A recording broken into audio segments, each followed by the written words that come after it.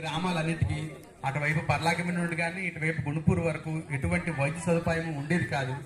So చుట్టుపక్కల ఉండే గ్రామాలందరూ కూడాను ఇక్కడికి వచ్చి వైద్య సహాయం పొందేవారు. అయితే ఇక్కడ ఉండే స్టాఫ్ కూడాను ఇందాక నరేష్ డాక్టర్ గారు చెప్పినట్టుగా ఒక కుటుంబంలో కలిసిపోయేవారు.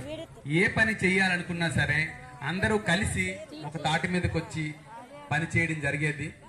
అదే ఈరోజు ఈ హాస్పిటల్ని ఈ ప్రజలందరి అభిమానము చూరగొన్నటువంటి ప్రస్తుతం ఉన్నటువంటి ప్రాంతంగా సెలెక్ట్ చేయడం జరిగింది. సో నేను ఆ స్థాయిలో చూసినటువంటి మెడికల్ ఆఫీసర్ని ఆఫ్టర్ 15 years అయితే మళ్ళీ వెనక్కి వచ్చి చూసేటప్పటికి దీని రూపురేఖలు మారిపోయాయి. నేను ఆ రోజు మెడికల్ ఆఫీసర్గా పనిచేసినప్పుడు ఒక పర్మనెంట్ బిల్డింగ్ ఉంటే బాగుండేది, ఇక్కడ ఎలా ఉండేది అని నేను ఆ రోజు ఊహించుకున్నాను. ఈ రోజు అంతకు మించి స్థాయిలో ఒక మంచి ప్రహరీతోని మంచి పక్కా